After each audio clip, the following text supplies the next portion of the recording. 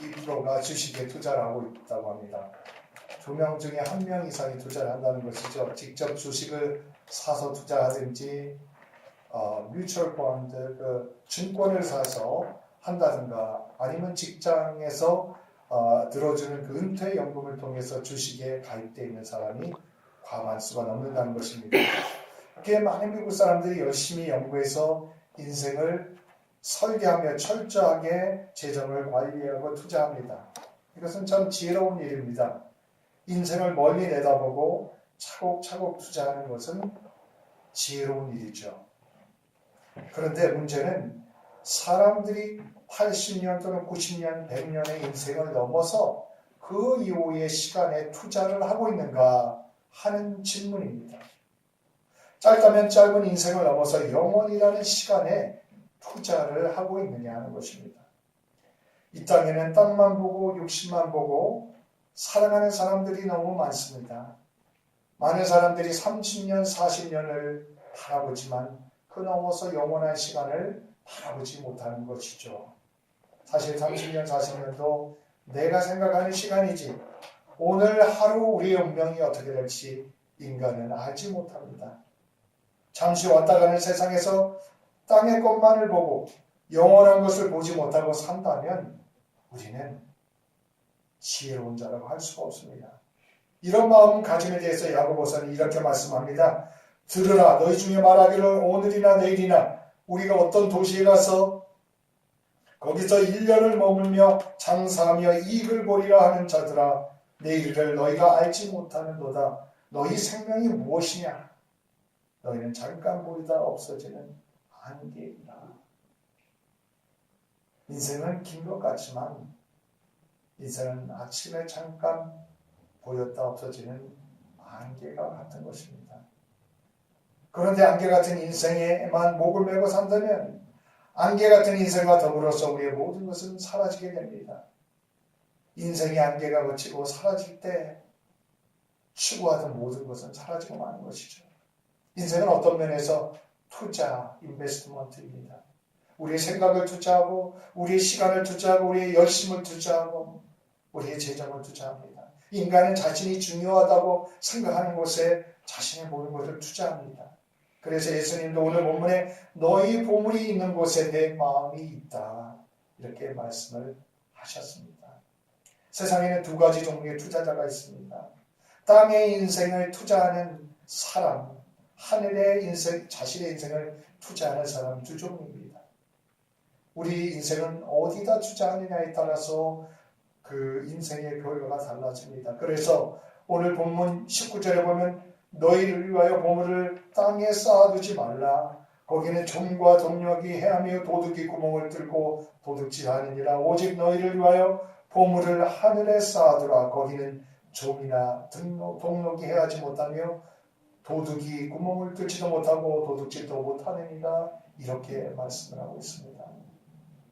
예수님께서 하늘에 투자하는 인생이 되라는 것이죠. 우리가 땅을 투자하지 말라는 뜻이 아닙니다. 열심히 투자하고 하는 것이 정말 지혜로운 일입니다. 그런데 그보다 더 중요한 것은 우리에게 영혼에 대한 투자가 있느냐 하는 그런 물음인 것입니다. 요즘 비트코인이라는 가상화폐, 크립토커런시라는 것 때문에 온 세계가 몸을 앓고 있습니다. 이 새로운 신기술을 어떻게 다뤄야 될지 정부마다 골치를 썩고 있습니다. 한국에서는 20대, 30대가 이 비트코인 투자의 과반수를 더 차지한다고 합니다. 그러다가 아주 일확천금을 누리는 청년도 생겨나지만 많은 사람들이 그 비트코인에 투자하다가 폐인이 되어가고 있어서 사회 문제가 되고 있다고 합니다. 세상의 투자도 중요합니다. 그러나 진짜 중요한 것은 하늘에 투자하는 것입니다. 우리의 보물을 땅이 아니라 하늘에 쌓으라는 예수님 말씀처럼 하늘에 투자하는 것입니다. 세상에는 수많은 재산가들이 있습니다. 요즘 보니까 세계의 갑부 중에 몇몇 사람이 세계의 어마어마한 경제 규모를 차지하고 있다고 합니다. 그러나 세상에서 수많은 재산가이지만 하늘에서는 하나도 쌓아놓지 못한 사람들이 수두룩합니다. 저와 여러분을 무엇보다 보물을 하늘에 쌓는 사람들이 되시기를 축원드립니다. 오늘 본문은 마태복음 내 산상수훈이라는 교훈의 중반부에 위치하고 있습니다. 5장은 하나님 나라에 어떤 사람이 속하는가라는 말씀이고 6장은 하나님 나라에 속한 사람이 어떻게 사는가에 관한 말씀입니다. 먼저 금식과 기도와 구제에 대해서 말씀하시고 오늘 본문의 내용이 물질에 관한 교훈을 말씀하십니다.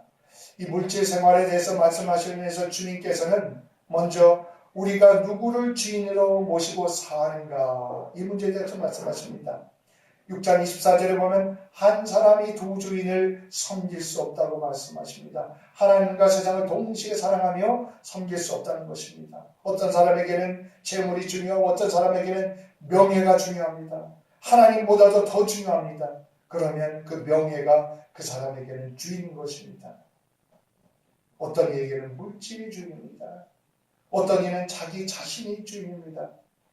어떤 이는 사상이 주인입니다.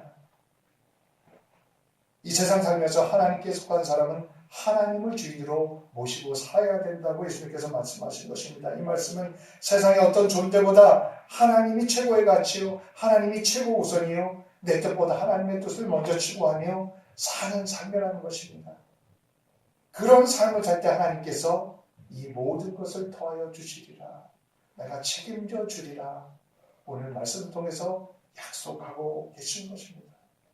하나님은 무조건 하나님만 주인으로 섬겨라 이렇게 말씀하시는 걸 아십니다. 그 길이 참으로 성공하는 길이요. 그렇게 할 때 하나님께서 책임을 져주겠다고 약속을 하신 것입니다.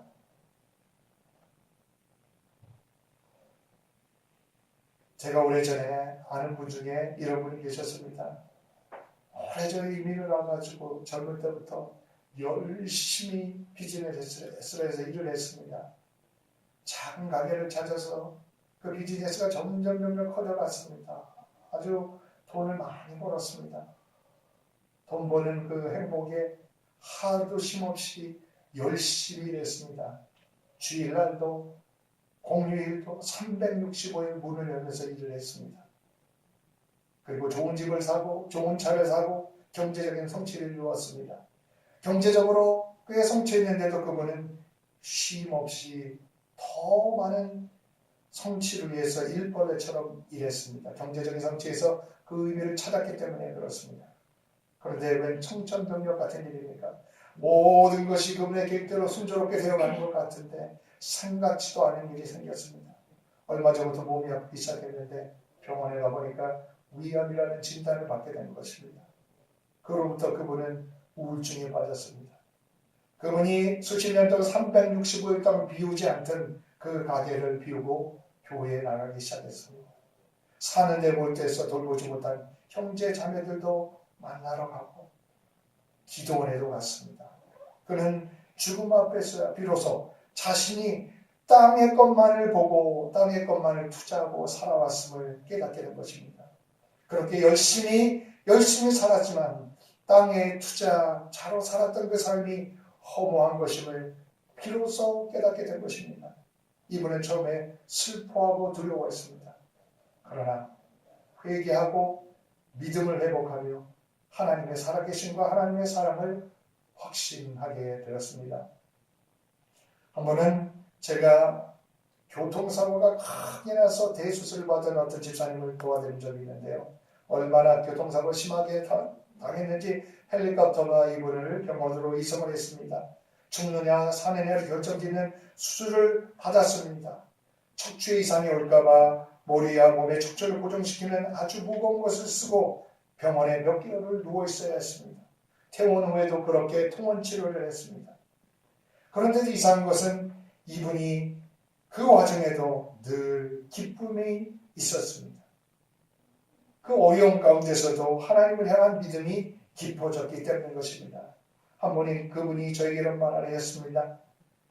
제가 이 교통사고를 당하고 거의 죽었다가 살아나니까 세상이 다르게 보입니다.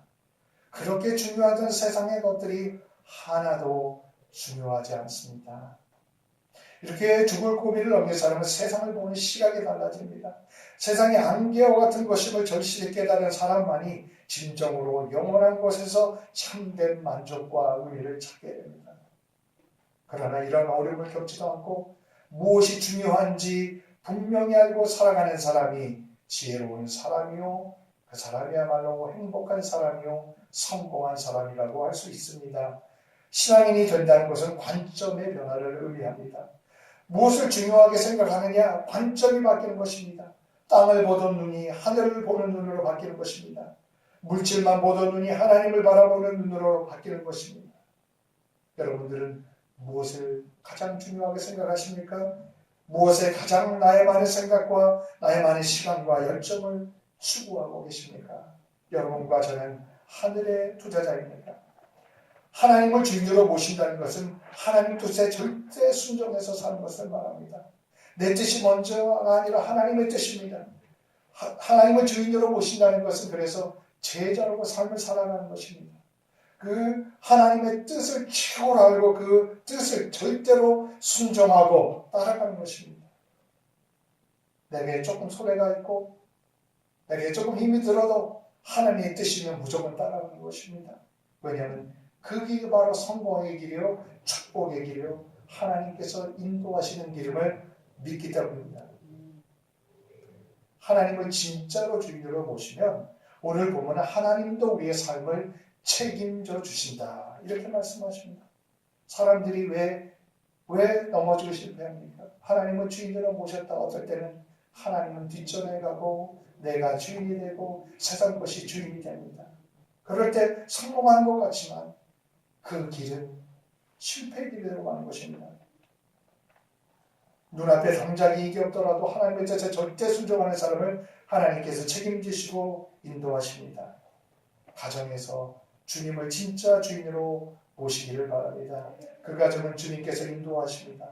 교회에서 우리가 주님 뜻을 절대 순종하고 나갈 때 주님은 우리 교회의 주인이 되셔서 우리를 인도해 주십니다. 두 번째로 주님께서 말씀하시는 것은 염려하지 말라는 것입니다. 31절에 보면 염려하여 이르기를 목숨을 위하여 무엇을 먹을까, 무엇을 마실까, 몸을 위하여 무엇을 입을까 하지 말라고 하십니다. 이 말씀은 육신 사방에 관련된 모든 염려를 말하는 것입니다. 예수님께서는 물질을 최고의 가치로 놓고 사는 삶에 대해서 말씀하셨습니다. 그러면서 세상의 의식주, 입고 먹고 거하는 집, 이런 삶에 대한 염려도 옳지 않다는 것입니다. 세상의 물질의 사랑에 빠져서 그걸 최고로 하는 것도 바르지 않지만 물질의 걱정 때문에 염려에 빠져서 시간을 보내는 것도 그것이 하나님께서 원하는 것이 아니다 말씀하십니다. 이런 것들은 다 이방인들이 구하는 것이다 라고 말씀을 하고 계십니다. 주님도 우리에게 물질과 음식과 집이 다 필요함을 알고 계십니다. 26절에 보면 공중의 새를 보라. 심지도 않고 거두지도 않고 창고에 모아들이지도 아니하되 너희 하늘 아버지께서 기르시나니 너희는 이것들보다 귀하지 아니하냐 말씀하십니다. 하물며 하나님께서 우리를 지켜주시지 않겠느냐 말씀하시는 것입니다. 세상에 살면서 사실 염려의 그물에 걸려들지 않는 인생은 많지 않습니다. 문명이 발달되면 발달될수록 육신의 삶은 편해지지만 염려는 더 커져갑니다. 우리 삶에는 그런데 염려한다고 바뀌지 못하는 것이 너무 많습니다. 27절에 보면 염려한다고 길을 한 자나 더 크게 할 수 있느냐. 이 말은 염려함으로 목숨을 1시간 더 연장할 수 있느냐라는 뜻으로 해석할 수 있는 구절입니다. 염려는 불필요할 뿐만 아니라 해롭습니다. 염려는 사람을 무력하게 만듭니다. 어느 심리학자의 말처럼 염려는 느린 형태의 자살입니다.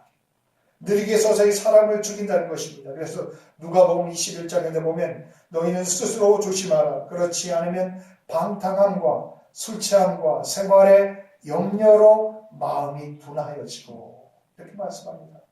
술 먹고 방탕하는 것만으로 우리가 영적으로 둔해지는 그것만이 아니고 우리가 생활의 염려, 그 염려가 쌓일 때 우리의 믿음이 둔해지고 마음이 둔해진다는 것입니다.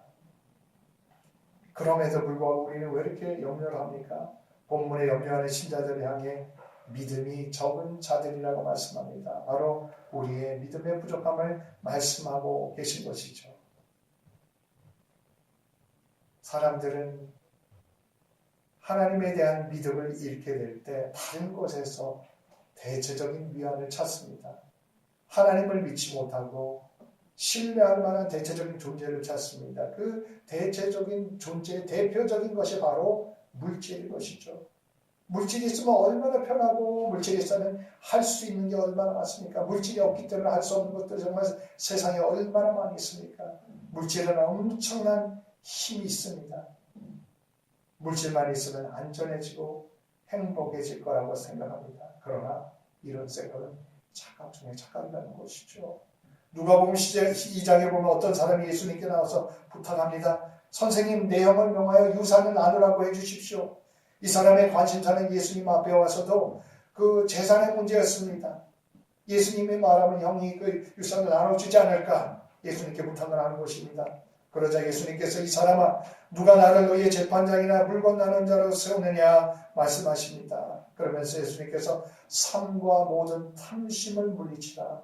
사람의 생명의 소유의 넉넉함에 있지 아니하리라. 사람의 생명이 그 소유의 넉넉함에 있지 않다는 것입니다. 편하죠. 그러나 거기에 생명이 있지 않다는 것입니다. 예수님께서는 계속해서 이런 비유를 말씀하셨습니다. 어떤 부자가 있는데 농사가 너무 잘 돼서 곡식을 쌓아둘 곳이 없는 정도가 되었습니다. 그래서 이 부자는 너무 이 농사가 잘 되니까 이제 있는 창고를 허물어서 거기다 곡식을 쌓아두고 자기 물건을 쌓아줘야 되겠다, 이런 계획을 합니다. 그러면서 이제 몇 년을 쓸 수 있는 곡식과 물건을 쌓아두었으니 편안히 쉬고 먹고 마시며 이제 나머지 시간을 즐겁게 여생을 보내자, 이렇게 말을 합니다. 그때 하나님께서 말씀하십니다. 어리석은 자여, 오늘 밤에 내 영혼을 도로 찾으리니 그러면 내 준비한 것이 누구의 것이 되겠느냐. 그러나 실제로 오늘날 많은 사람들이 땅의 것만을 투자하며 살아가는 사람들이 너무 많습니다. 이 비유는 이런 말씀으로 마칩니다. 자기를 위하여 재물을 쌓아두고 하나님에 대하여 부여하지 못한 자가 이와 같으니라, 이렇게 말씀을 하십니다.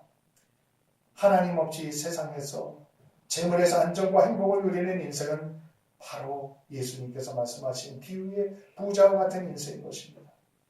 여러분, 어떤 염려가 여러분을 힘들게 하십니까? 하나님께 맡기라고 하십니다. 천국 곧 하늘에 계신 하나님께서 우리를 지킨다고 말씀하고 계십니다.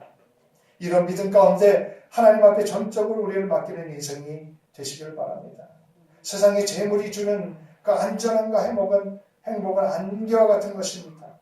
우리 모두는 하나님 안에서만 안전과 행복을 발견하시길 바랍니다. 마지막으로 예수님께서는 하나님의 의와 궁극적인 관심에 대해서 말씀하셨습니다. 오늘 보면 33절에 보면 너희는 먼저 그의 나라와 그의 일을 구하라고 말씀하셨습니다. 하나님의 나라와 하나님의 의를 먼저 구하라는 것이죠. 우리는 그런데 이 순서에서 뒤바뀔 때가 많이 있습니다. 하나님을 신뢰하는 것은 순서에서 늘 하나님의 나라가 앞서고 하나님의 의가 앞서는 것입니다. 하나님을 신뢰하는 사람은 세상 것에 집착을 하지 않습니다. 이 말은 세상 일을 게으르지 않게 한다는 것이 아닙니다. 세상에서 열심히 살아가는 것이 주님의 뜻이요 주님의 명령입니다. 그런데 그 열심히 살지만 세상의 궁극적인 관심, 얼티밋 컨선이 거기에 있지 않다는 것입니다. 먼저 하나님의 나라를 구하라고 말씀하셨는데 하나님의 나라는 두 가지 측면을 지닙니다. 먼저 믿는 자들을 위하여 예배한 영원한 나라를 말씀합니다. 또한 현재적으로 우리 가운데 이루어지고 있는 그 하나님의 나라를 말씀하는 것이죠. 하나님의 나라를 구하는 사람은 그 소망을 영원한 천국에다 둡니다. 안개 같은 이 세상에 두지 아니하고 이 땅에서 바둥바둥 열심히 살아가지만 늘 우리의 시선은 하늘을 향해 가 있다는 것입니다. 세상은 잠시 갔다가 가는 것을 믿지 않고 영원히 천국을 사모하며 산다는 것입니다. 어쩌다가 그냥 천국이 시간이 되니까 가는 그런 것이 아니라 그 천국을 사모하며 사는 삶이 하나님의 나라를 구하는 삶입니다. 하나님의 나라를 구하는 삶은 또한 이 땅에서 철저히 하나님 나라 속에서 살아가는 삶입니다. 하나님 나라가 어디 있습니까? 하나님께서 다스리는 그곳이 하나님 나라죠. 우리 마음을 다스릴 때 거기가 하나님 나라요. 우리 가정을 다스릴 때 거기가 하나님 나라요. 우리 교회를 다스릴 때 거기가 하나님 나라입니다. 그리고 하나님 나라를 구하는 삶은 세상에 하나님 나라가 이루어지도록 힘을 쓰며 사는 삶입니다. 복음을 전하고 또 착한 일을 통해서 하나님의 나라를 세워가는 것입니다. 요즘 보니까 선거 포스터를 붙이고 누구누구를 뽑아달라 이런 거 봤습니다. 누구를 뽑고 하는 것도 굉장히 중요합니다. 사람 누가 뽑히냐에 따라서 그 사회가 달라지고 그 공동체가 달라지기 때문입니다. 그런데 세상의 정치도 중요하고 경제도 중요하지만 우리 믿는 사람들은 그것보다 더 큰 것, 위대한 것을 위해서 부름을 받았습니다. 바로 하나님의 나라를 위한 그 사명의 부름을 받은 것입니다. 세상의 정치는 딱 이 세상에서 끝입니다. 그러나 우리가 부름받은 하나님의 나라는 그 영혼을 향해서 나가는 그 하나님 나라입니다. 이것을 위해서 우리가 개인적으로 부름을 받았고 우리 교회가 이것을 위해서 부름을 받는 것입니다. 그리고 하나님의 의를 구하라고 말씀하십니다. 이것은 하나님께서 옳게 보시는 것을 그것을 따라가는 것입니다. 세상에 어떤 것이 아니라 하나님께서 옳다고 하시면 그걸 따라가라는 것입니다. 내게 손해가 있어도 어려움이 있어도 그걸 따라가라는 것입니다. 그러나 하나님께서 우리를 책임져 주겠다고 말씀하시는 것입니다. 하나님께서 우리에게 원하시는 바가 무엇입니까? 히브리서 12장에 모든 사람으로 더불어 화평함과 거룩함을 쫓으라. 이것이 없이는 아무도 주를 보지 못하리라 말씀합니다. 우리가 먼저 하나님의 형상을 통해서 거룩해져야 된다고 말씀합니다. 세상에 누가 자기 힘으로 거룩해질 사람이 누가 있겠습니까? 하나님 앞에 완전한 자가 없습니다. 모든 사람이 죄인입니다. 바로 그런데 이 죄인을 우리가 거룩한 사람으로 만들어 주시기 위해서 예수님께서 십자가를 지셨다는 것이 바로 성경의 가르침입니다. 2000년 전에 흘리신 예수님의 보혈이 지금도 우리 한 사람 한 사람 죄를 대속해서 우리를 거룩하게 만드는 능력이 있습니다. 보혈을 의지해서 그 십자가 정신을 쫓아서 살아갈 때 우리가 조금씩 주님의 모습으로 거룩해져 가게 되는 것입니다. 그리고 평화를 추구하며 살아가라고 합니다. 마태복음 5장 9장에 화평케 하는 자는 복이 있나니 저희가 하나님의 아들이라 일컬음을 받으리라고 말씀합니다. 청비를 동반자로 여기며 살았던 성 프란시스는 주여 나를 평화에 더불어 써주시옵소서. 상처가 있는 곳에 위로를, 절망이 있는 곳에 희망을, 분열이 있는 곳에 일치를, 평화를 이루는 도구가 되게 해달라고 이렇게 기도하고 실천하며 살았습니다. 이것이 우리 기도가 되어야 하고 이것이 우리의 노력이 되어야 합니다. 먼저 그의 나라와 그 일을 구하라 말씀하십니다. 그러면 하나님께서 우리를 책임지시고 우리를 형통케 하신다고 이 모든 것을 더하시리라 우리에게 약속하십니다. 기도하겠습니다. 하나님, 안개와 같은 인생도 불쌍히 여기시고 영원한 생명을 주시니 감사드립니다. 저희들의 남은 인생 철저히 무엇보다 먼저 하나님의 나라를 구하고 하나님의 의를 구하며 살게 하여 주시옵소서. 저희가 땅의 보물을 쌓지 않고 하늘의 보물을 쌓는 지혜로운 사람들이 되게 하여 주시옵소서. 우리 마켓스키어 장로교회 특별히 한인 공동체가 하나님 나라와 하나님의 의를 위하는데 온전히 쓰임받는 헌신된 공동체가 되도록 인도하여 주시옵소서. 예수님의 이름으로 기도드립니다. 아멘. 아멘.